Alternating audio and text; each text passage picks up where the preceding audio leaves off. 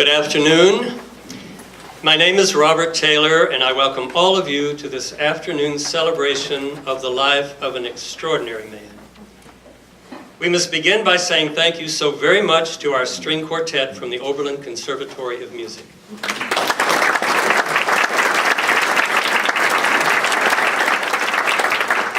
We are delighted that they and their fellow musicians in the Collegium Musicum can be here with us. You will hear more music from both groups later in the program. We are gathered today to remember and honor a man about whom we can only speak in superlatives. He was the kindest, gentlest, wisest, most generous, most loyal, most caring friend any of us has ever had. His smile and his soft, easygoing manner had a kind of radiance about them that attracted everyone who came near him and made them want to know him better. For those fortunate enough to have that experience, he then became the epitome of that old expression, to know him was to love him. An example of his generosity is on view in the art gallery just outside this auditorium. As part of a show of photographs of the 1989 Tiananmen Square protests in Beijing, George loaned us most of his collection of Chinese art: 3 scrolls, 2 works of calligraphy, and 2 paintings. He let us know that after the show came down, he wanted to donate these works to Kendal at Oberlin's permanent art collection. We hope you'll have a chance to take a look at them before you leave this afternoon, to appreciate how much they meant to George and how much they will mean to all of us here at Kendal for many years to come. George's love affair with the countries of Asia was a long and happy one.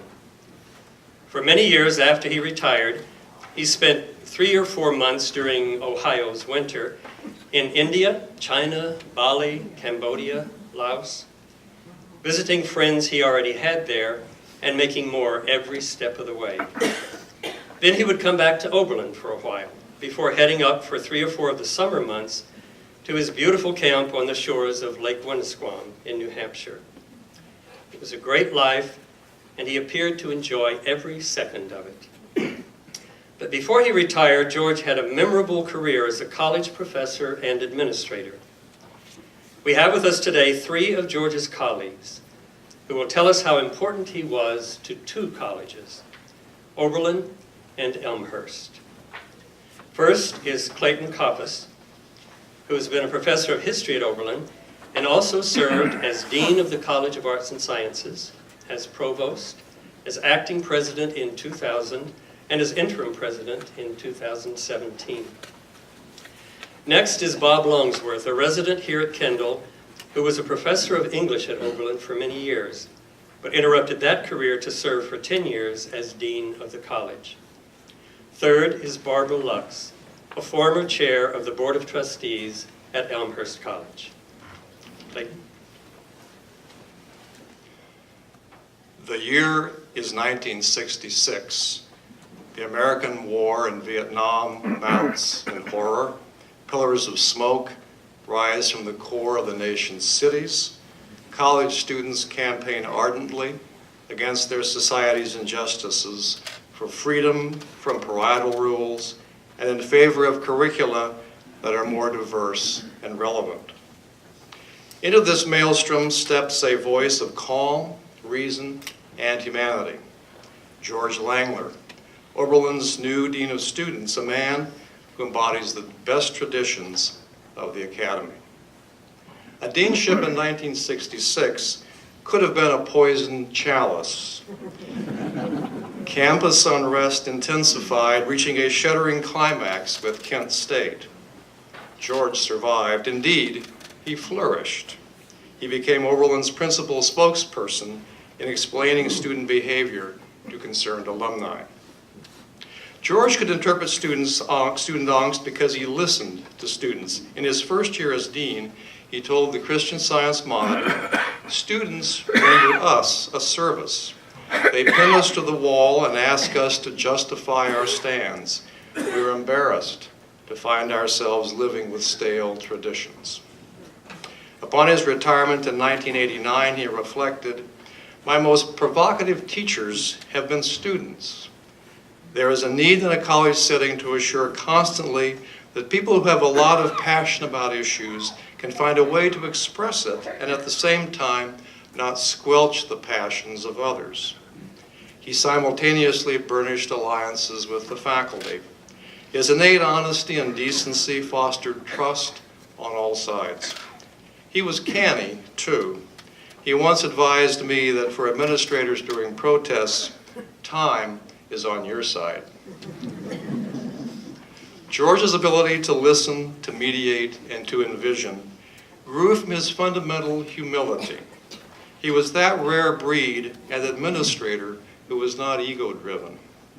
In one of my last conversations with him, he recounted battles over dorm hours in the 60s and admitted to getting some of it wrong. George was more than a gifted mediator, he was a creator. George worked to fashion environments in which passions could be negotiated.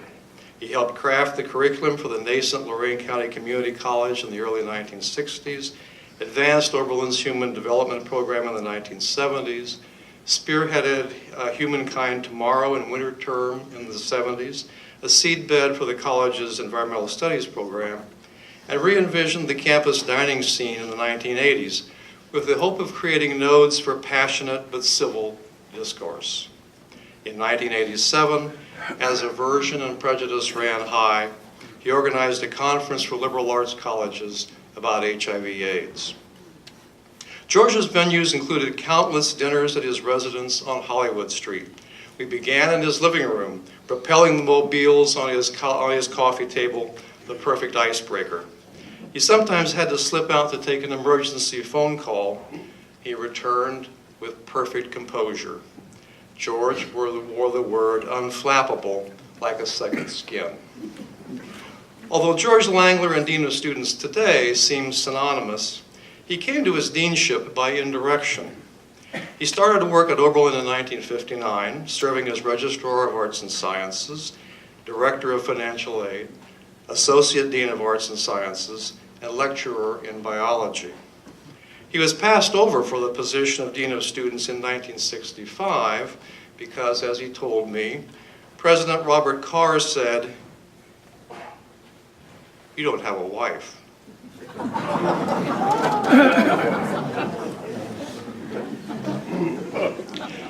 As a gay man in a hostile era, George knew firsthand how homophobia corrupted the Academy's humane values. He was vigilant about discrimination of all sorts when he served on accreditation teams.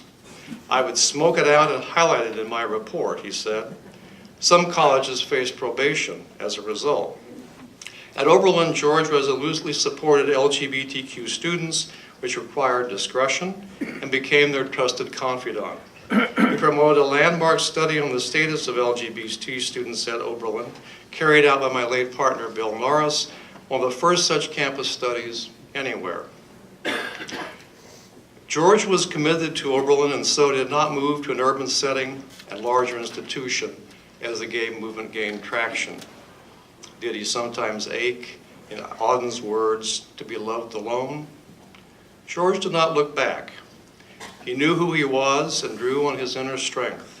His humanity attracted to his side a legion of loving friends, many of you here today. He nourished all of us, and we cherished him, whether in Oberlin or his winters in Asia or summers at his lakeside cottage in New Hampshire. George's unwavering commitment to the humane values of higher education was a beacon in 1966 and in the turbulent years that followed, and lights our path today.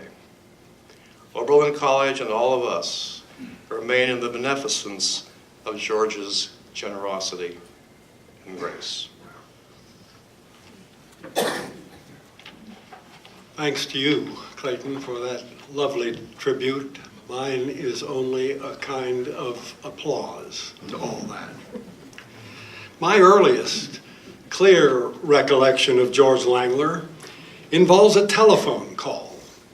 It came to me in my Rice Hall office back in the 1960s One afternoon, during the bitter struggle over the right of military recruiters to do business on the Oberlin College campus, I was a relative newcomer to the faculty. George was on the other end of the line. He told me that the Cox Administration Building was under siege by a large group of students who had in effect barricaded the General Faculty Council in the president's office there. They were meeting to reckon with that student resistance and to provide, no doubt, a punitive response. George, relatively new to the deanship, was reaching out to me and to several other members of the faculty simply to invite us to visit the building and to engage in conversation with student protesters. George's impulse to encourage listening and talking, even in the midst of those inflamed passions, struck me then as both a discerning strategy and a manifestation of strong personal character. In the manifold interactions that I was privileged to have with him after that day, nothing altered that judgment. Indeed, it only seemed more valid and even more important through the years. Our good friend and Kendal neighbor, David Benzing, who is a distinguished professor emeritus of biology at Oberlin College, is not able to be with us today, but he's recently written to me of his own long and deep friendship with George.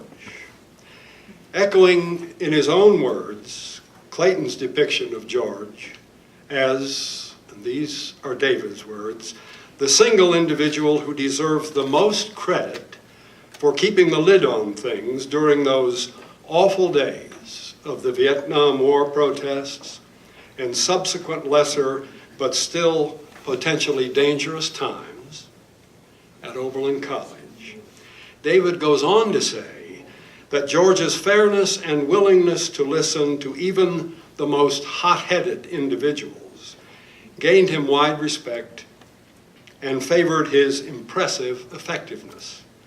He stands as one of the most fair-minded and responsible people I've known, and he accomplished all of this despite personal challenges that revolved around his sexual orientation and the lesser-known fact that he suffered from a fairly serious dyslexia.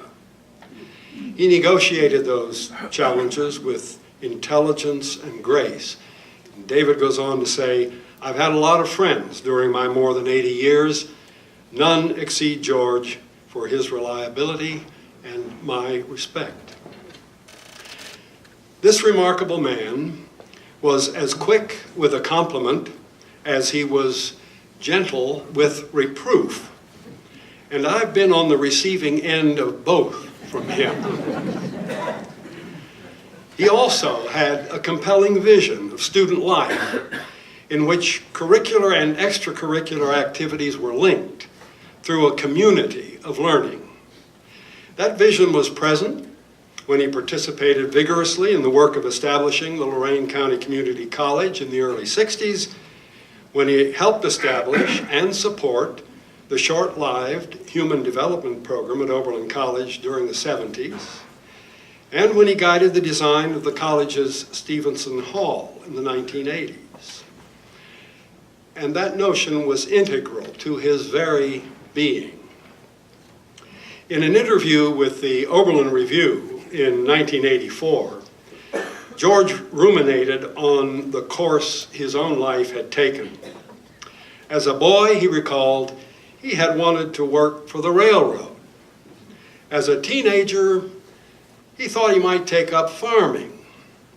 And in college, he decided that he would become a high school biology teacher. Each of those developmental interests left its mark on him and on his passage through life. The lad who yearned to clamber up into the cab of a railway steam engine, became a devoted traveler who found a warm welcome wherever he touched down around the globe. The young man who dreamed of agricultural harvests continued to hold dear the teeming world beyond the city's reach and to find refuge in that New Hampshire lakeside. And of course, the prospective high school teacher found in his deanship a different sort of classroom in which to foster learning. 11 years ago, George Langeler became a part of the Kendal community, cherishing its vitality and in turn being cherished as a good man, a serene presence, a kindred spirit. It's very fitting that we've gathered here today to remember and to celebrate him. First, I would like to read a letter from the president of Elmhurst College, Troy Van Aken. We know that Oberlin is feeling the loss of George Langeler. He was an Oberlin fixture for almost 50 years. We at Elmhurst College are also experiencing a loss of our friend and proud graduate of Elmhurst College. Our faculty, staff, and students share appreciation and benefit from the legacy of love and grace found in George. At our recent Board of Trustees meeting, George was remembered for his gentle spirit, his wisdom with and for faculty, his administrative vigor, and his abiding love for students. Upon his retirement as an Elmhurst College trustee of 40 years, 3 major annual student recognition awards were named in his honor: the George Langeler Community Builder Awards. These awards continue George's legacy and are presented to organizations or individuals who showcase Elmhurst College core values and demonstrate what it means to give back to our college community. His alma mater joins with you in thankfulness for his life and in prayers for all who mourn his passing. May his memorial be a blessing for all. All colleges have catchphrases that evolve through the years, and Elmhurst is the ever-widening circle. I cannot think of any individual who more encompasses that than George Langeler. George continually widened his circle from Elmhurst to Oberlin to New Hampshire to literally the world. He made friends of students and presidents, and in his gentle way was always learning and teaching. I can't begin to quantify the number of lives George influenced, but I know he influenced mine. I first met George when I joined the Board of Trustees in 1990. I was then a relatively young woman and clearly in over my head. George, ever the teacher, took me under his wing. I can remember distinctly the first question I finally had the nerve to ask. I had been sitting through many sessions of committees, and they kept using this term, terminal degree. I could not figure out what a terminal degree was. I felt terrible for the professors that had it. It didn't sound good. But I just couldn't figure it out. So finally, after an academic affairs committee meeting, I asked George. And George didn't laugh at me. He didn't tell me, well, if you're on the board, you really ought to know this. He told me what it was. And I find myself over the years having to explain that to other new trustees, and I never fail to think of George. As our friendship grew and George traveled the world, I would always say to him first, all right, George, where have you been? And he would regale me with his fabulous itineraries. And I would then say, George, I want your life. And he would chuckle, and I'd say, no, George, I want your life. So that became our little back and forth. When I became chair, George always liked to ride with me from the hotel to the college. Now, he had other choices, but it didn't take me long to realize it was not my charming personality. He was using the time to very subtly lobby me. But I always listened because I always learned something. And even after George went off the board, I continued to call him when I was chair and run things by him because I always knew I would get an honest answer whether I liked it or not. I have two favorite memories of George. The first was one summer, Tom and George and I were charged with the presidential assessment. And we were on Elmhurst campus during the summer. It just happened to coincide with Michael Jordan's basketball camp, which was held at the campus. And the athletic director told us during the day, he said, you know, this is the last night of camp, and Michael Jordan always comes, and he brings some of his professional buddies with him, and they have a game with the camp counselors. And if you guys would like to go, I'll make sure you have seats. Well, Tom and I are avid sports fans, so we were all over that. But George was ecstatic. Ecstatic. I have to tell you, this deeply puzzled me. I said, George, I didn't really think you were a sports fan, but perhaps you really like basketball.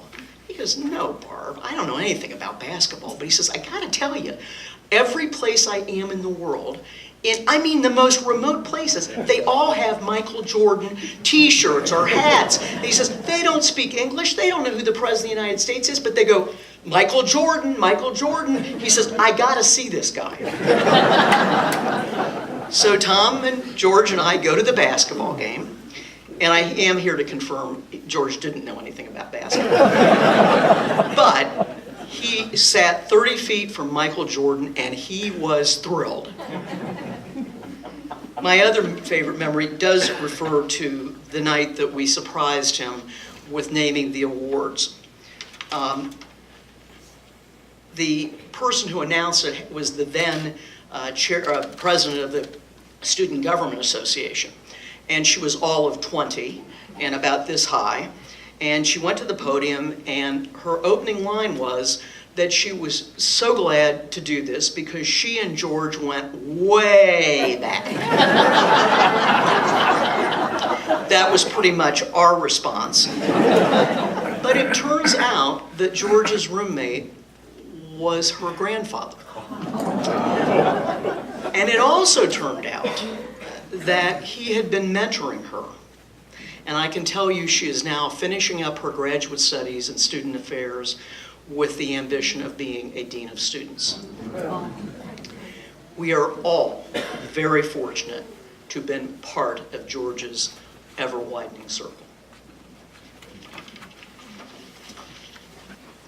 Two of the things George loved most in this world were the Oberlin students and music. It's particularly fitting then that we have these young people here today to honor with their talent and their own love of music someone who, as we have heard, helped to make their chosen college what it is today. Our string quartet, whose names are in your program, will now play for us one of the most beautiful pieces of music ever written, Samuel Barber's Adagio for Strings.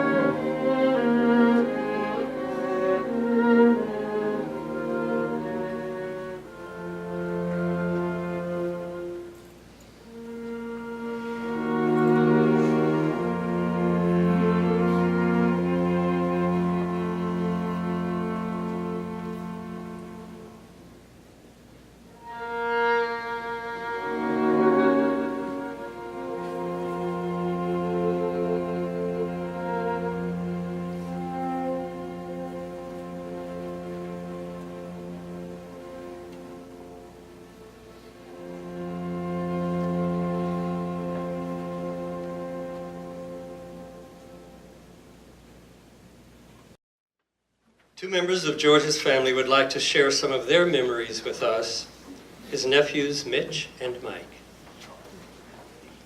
Good afternoon. I'm Mitch Langeler, so I'm one of the nephews. My father, Harris, was George's brother. And first wanted to thank everybody for coming out. This is a wonderful, celebration of George. And especially wanted to thank Robert Taylor and Carl Gerber, for your many years of friendship to George, but it's just how important that was over the past few months. So just thank you for everything. So, I have fantastic memories of my uncle. And I'll kind of roll it back to when I was younger. I just always remember George coming to family events and holidays, and I remember he would always have incredibly sensible and comfortable shoes on. I know that was very important to George. So I learned a lot about footwear from my uncle that I still use today. He was also known for bringing very interesting gifts. And I often remember he would hand me a gift and I would say, thank you. And then I would have to turn to a family member and say, what is this? And then he would explain, well, this just came from this country I was at and this is what it was used for. Then it all made sense, but he was just so unique in that way. And then kind of roll it forward. George was very instrumental in my choice of colleges. I'm an Elmhurst College grad. I floundered for a couple years at Illinois State. It was way too large. In a conversation with George, he encouraged me to explore Elmhurst. George never really pushed or prodded. He just more encouraged and explained why he thought that would be a good fit for me. And I will tell you, it was absolutely the best decision I've ever made in my life, and has really shaped me to be the person I am today. And he also encouraged me to stay involved with Elmhurst. So for now, 18 years I've been involved in their mentorship program, and so much of what I use today with the students that I mentor, I learned from George.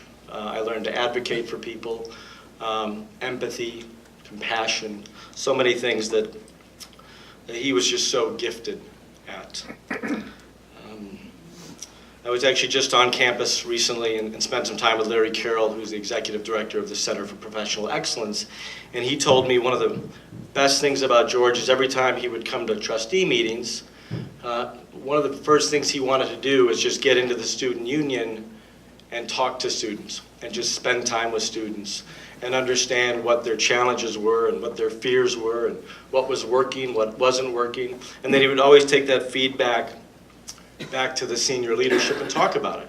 And that was George. He just cared beyond belief, more than anyone I've ever known.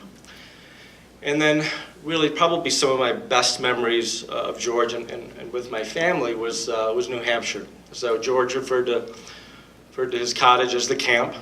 My job when we would visit him in the summers was to de-spider the back camp.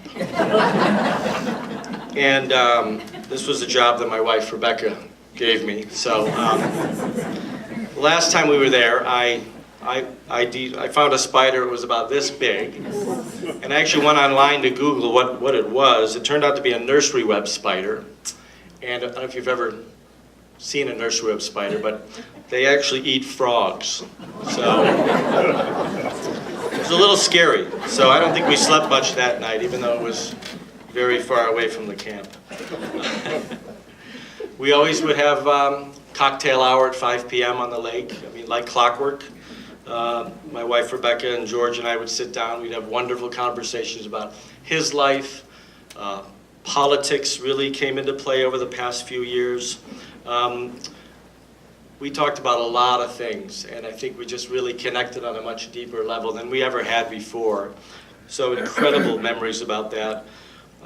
My boys were always very interested in the types of things that George had eaten in the different countries that he visited. So you should have seen their eyes when he talked about the different insects he consumed and what they were coated with in the different countries. So they were always really interested in that. But I think, as I really have been thinking about George a lot, I could probably sum up his philosophy and what he meant to me. George was always more interested in your life, what you were interested in, your path, than his own. And I think he always made you feel like you were the most important person in the room whenever he was talking to you. And I just thought about what a better place this world would be if we all embraced that approach just a little bit more, and made other people just a little bit more important than ourselves. Because he was fantastic at that. Thank you. Well, I'm Mike. I'm the oldest nephew. My sister Marcia here is with us today, and then we have an absentee brother in Albuquerque who couldn't join us, the youngest, the baby of the family. So, I just turned 60, so I've been thinking about George a lot. We had a month and a half, 2 months to put this together, and I look for words to describe him, and I think everybody used it here: kind, gentle. He also was a mediator. I think we saw that all through the 60s, that why he was such a good dean and worked with the students so well. That's all on the internet. He also was quirky, all right? And he liked to say things like nifty, and he loved those terms. He used them as long as I can remember. And you're right, happy hour started at 5 o'clock at a cabin, but if you showed up at 2 o'clock from the airport, guess what? It's time for happy hour. So George is the reason I have bitters in my liquor cabinet, because I never could choke down an old fashioned until George had 3 or 4. So, okay. All right, got to go to water here, or Coke or something like that. But George's parents moved from Chicago to Elmhurst in 1926, and then had George shortly after there. They lived a stone's throw from then was the Chicago Roar in Elgin, and the Chicago Great Western right-of-way, which is now the Prairie Path and a couple other trails in there. A lot of history there. George and I had an affinity for trains. He knew that, and he shared some stories with me later on. But he was shy as a shy high schooler. Didn't get along. Very introverted. I did go in and look. I found this on classmates.com. I'm glad to see his high school pictures back there, because the 3 pages that had his picture on are gone out of the scanned book we had. But I did have what he did, and he was a thespian apprentice, okay, and stage crew. All right, now I didn't know George could use a hammer, okay, I really don't, but we always did that for him at the cabin, but he did, and he went on to do that at Elmhurst College too. But he worked on senior plays, operettas, drama night production. There's a whole thing here. I'll leave this on the table at the reception. Now, there's a picture of him there. He looks very familiar. He looks like my nephew in Albuquerque, who's a freshman in high school. So spitting image right now. So I think we're seeing those genes, work their way through the family. But he graduated in 45 and then 49 from Elmhurst College, where he found his calling. He went on to do the stage stuff there also, and became. Sometimes you do stuff in high school just to make it look good. He did it because he wanted to. My dad did the same thing. My father was 2 or 3 years younger than George, and there couldn't have been 2 more polar opposite people in the universe, okay? My father was a crew-cut Korean War vet, beer-drinking Republican conservative, where it's black or it's white, okay? And I would, being the oldest, I got to break the ice for the rest of my family with that. George, on the other hand, was the student, the scholar, the PhD guy, with the wine connoisseur, the food from all over. My dad would cook burgers and steaks, and George would take us out for borscht. We're like going, "What's borscht, Uncle George?" He goes, "Cold soup." I'm like, "What? Why would we eat that?" So, but that's what George did, So, my earliest memories of George in the early '60s, I had to break this down into decades for my own memory here, but we're camping. We went to a cabin up in Michigan, and I remember, there's cabin off the bat, okay, and canoeing and s'mores, and peanut M&Ms had just come out for some reason. I just remember those things in my brain, but I just remember that as our earliest memory of going as a family together. He used to pop into town for meetings in the early 60s at Elmhurst College. We lived 3 blocks away. My sister and I would walk through campus. We weren't supposed to, because Hawthorne Elementary was a direct line of sight, for our house. And we watched the student union getting built back in 1963, which is now the Frick Center. It was fun to watch that campus, expand. But he'd take us sledding. Okay, he would take us to Morton Arboretum. He took us any place that we could be outside and be in nature. And I wonder what my parents did the whole time that Marcia and I were out sledding and stuff. And then we had 2 more younger brothers, so I guess I knew what they were probably doing. So anyway, she's like, "Take the car, take the kids, whatever." We had it great, Marcia. It was just 2 of us, but so one of my biggest thrills on Elmhurst College was they had a radio station in the Union, okay? And I'd never seen that. I had a pocket transistor radio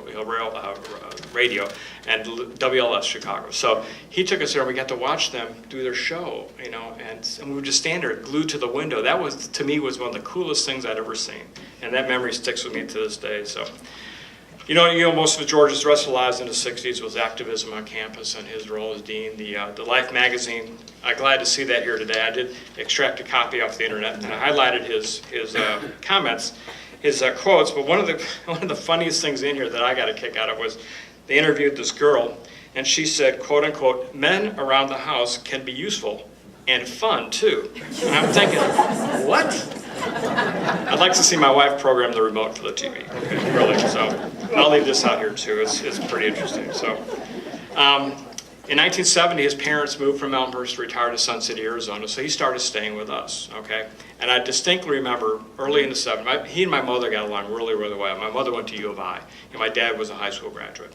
And she goes, "George, we got to get you out of those tweeds. We're going shopping, okay?" And he's like, "What?" You know, it's like, this is the style. When you live on campus, it doesn't really matter. So I think they came back with a couple really rockin' leisure suits, if I remember correctly. So, and I had a couple too, okay? So they were in style back there. I came out here for a visit freshman year, I believe it was. My parents sent me out, and George took me to some acreage that was been undisturbed by man, which was, for him, was the ultimate, okay? Nobody had touched anything on this acreage, okay? So we're hiking through the woods, and I remember seeing this fungus sticking out from the stump, and I stepped on it and broke it. That's the only time I've ever seen George get mad. And even being mad, he was still pretty even keeled, okay? He was like, "You don't do that. You know, this is nature. Don't," you know, I was like, "Oh, I'm sorry." You know, 14 years old or whatever, so just being stupid. But anyway, this first time I'd done it. He loved going to Crate and Barrel. They opened Crate and Barrel, okay, in the Chicago area. And we had to go to Crate and Barrel. Every time he came, and we're like, "Oh my God, it's just little stuff from all over the country." But that's what he liked. He liked picking through little stuff like that. It made his day, so. Also, when I was out here for that visit, we had a fondue party at his house on Hollywood, you know. I had never seen fondue before. That wasn't part of our, you know, agenda at the house. He said he had to entertain all the time there, and that's why he had this wonderful wine cellar in the basement. If you ever remember that, it was, to me, as a high schooler, it was ginormous. So, and he taught me about progressive dinners too. So that was pretty interesting. I got into college in '75 and got into geology in late 70s, and all of a sudden we had some commonality with science behind us. You know, I started making A's in high school in biology and things like that, and my parents said, "Oh, we may have another George on our hands." And I was like, "What does that mean?" You know. So, but as it turns out, he didn't know a lot about geology, even though he taught basic sciences. He knew the basics. So we would have conversations at family functions about, you know, plate tectonics and orogenies, and while the rest of the family is passed out cold out of boredom, he and I are still going after it. He wanted to know why the blues and the reds were in this piece of jasper we had, things like that. His mind never stopped. He would ask pointed questions in linear thinking, okay? It's very much like my brother Mitch. He doesn't ask things that don't matter. He needs an answer to this to make them decide on the next question. So he always, inquiring minds want to know. That was George to the nth degree, so. We spent our honeymoon in 1983 at the cabin. It was our first visit up there. He outlined 4 or 5, you know, awesome day hikes for us, of course, and all the restaurants we should go visit. He'd gone to China at that time too. And then I saw George have another emotional breakdown, actually. My father had a heart attack in 1986 out in Las Cruces, New Mexico, at 56 years old. And George, he wasn't going to survive. And George came out, and as we walked to the car, he collapsed. Okay, sobbing, just collapsed. It was too much for him to handle. So the steady Betty George that we all know, that was on the outside a lot of times. I think inside he had a lot of turmoil. We all did, certainly. He would come visit us in the 90s. We moved to Dallas, okay, and he was a layover from Europe or wherever he was going. And I'd always try to cook something new. Introduce him to smoked brisket, introduce pulled pork, things like that. Had to make us a wine list because we didn't know nothing about wine. So we're like, okay, white fish, you know, Merlot, heavy meat. Then I'd make this nice list. He goes, but at the end of the day, you just drink what you want. It's like, okay, well, that doesn't help me, George. So, so we saw him at least once a year, and that worked out really well. He asked me once, he looked around after dinner, he goes, "Do you own all this furniture?" I was like, "Yes, George. Yeah, we do own all the furniture." So I just thought that was funny. And then the other story I had was the Camry that he had, the 2000 Camry. when we were at my brother's wedding out in Albuquerque, I told him how I bought cars now. He asked me. And I said, well, I do Invoice Plus, George, that's fleet buying. He goes, what's that? I said, well, you find out what the car costs, and then you negotiate dealers against each other on whether to go above or below that, instead of working off sticker. He goes, I may look you up on that. So a year later, he called me and said, the dealership in Cleveland won't deal with me. He said, I don't think I'm getting a good deal. They want to cut $500 off sticker. I said, well, give me the guy's name, and I'll get back to you. So I called my guy in Dallas. And he says, oh, we got a 200 on a lot. I'll give it to you 100 under invoice. So I said, okay. So I called the dealer. I said, so I can drive this up, okay, and then George has got to retitle it and fly me back. So how about we do something like 200 over invoice, that kind of break even. And he called me back 15 minutes later and said, sold. So I told George, he showed up, the car is warm, clean, running, he signs the paperwork and drives it home.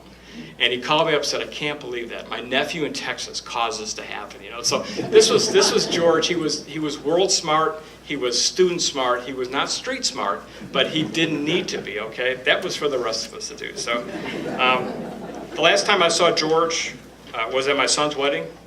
My son actually lives in Elmhurst. I bought a house there 4 years ago, and they rent my son and his wife rent it from us, about a half mile from where my parents were raised. George, as things settled down at the wedding, I finally got a chance to sit down and talk to George. And he wanted to talk about fracking in the oil business. I said, come on, George. I did. I gave him the full explanation that I have, you know. And he had never brought up the politics of oil and gas with me before. It wasn't important to him. You know, it was my career, and still is my career. So I just thought that was a funny way to end it. That was on his mind. He'd been thinking about it. So the other thing I was going to add is in reference to the train thing.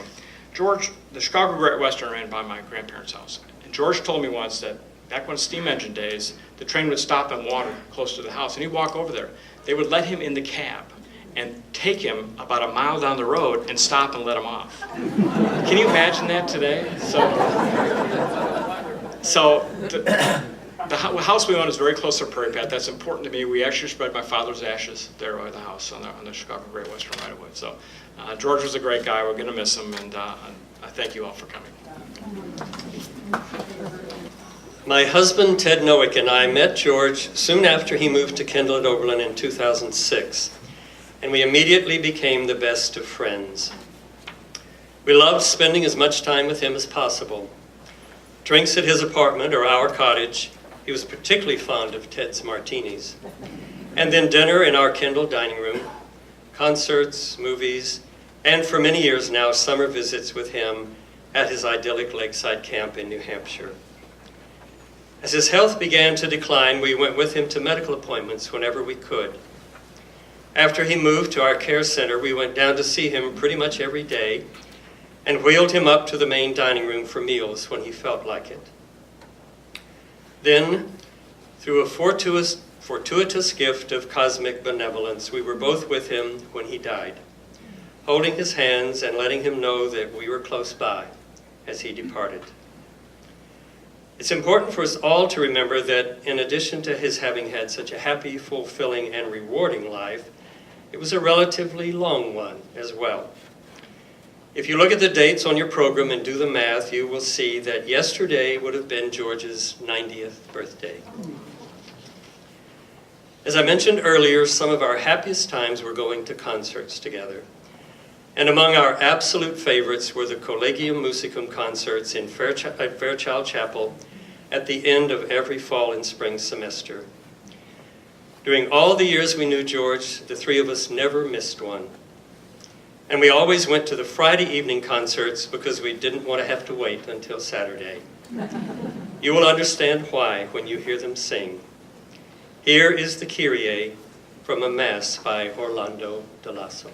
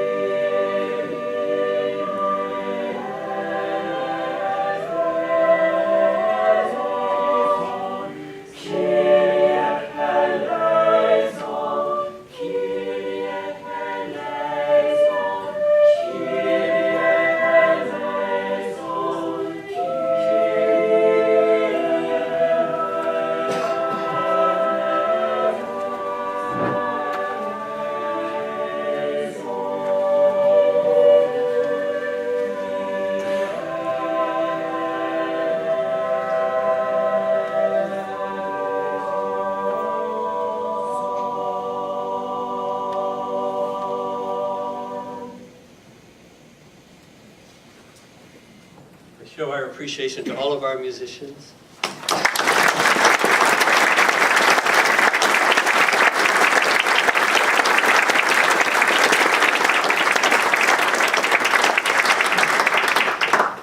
This concludes our more formal celebration of George's life and accomplishments. But we hope all of you will join us now in the Kendal dining room for some refreshments that reflect George's love for Asian cuisines. A toast to George by another of his closest friends, Carl Gerber, and some time for reminiscing among yourselves. Thank you all for coming, and we'll see you at the reception. Very good. First, I would like to thank Robert and Ted for putting together the wonderful program we just had. I'd like to thank Steve Blank and the college students for spending their time during a very busy time on campus this afternoon, provide us with wonderful music accompaniment. I'd like to thank Ann Pilsey and her staff for making this reception possible. And last but not least, I'd like to thank climate change for bringing us such a lovely day. I've known George for over 50 years. I met him during the period in the 60s when Oberlin was in turmoil, and he came out to the alumni to explain what was going on. And we became close friends that time, and I've known him very well for the last 50 years. George, among other things not mentioned, they like to celebrate birthdays. And so when early this year we were discussing the upcoming Big 9-0, I suggested maybe we should think of a cruise in some Caribbean islands and be warmer. He thought no, he'd rather do something here at Oberlin. Well, this is not the event he thought he'd having to have. I'm very happy that all of you were able to come today and enjoy hearing about his life and help us all celebrate his incredible accomplishments. And again, thank you for coming.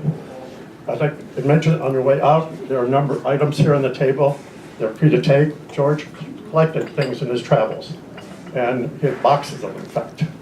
And I've winnowed out some small items that people like to take away to remember him by.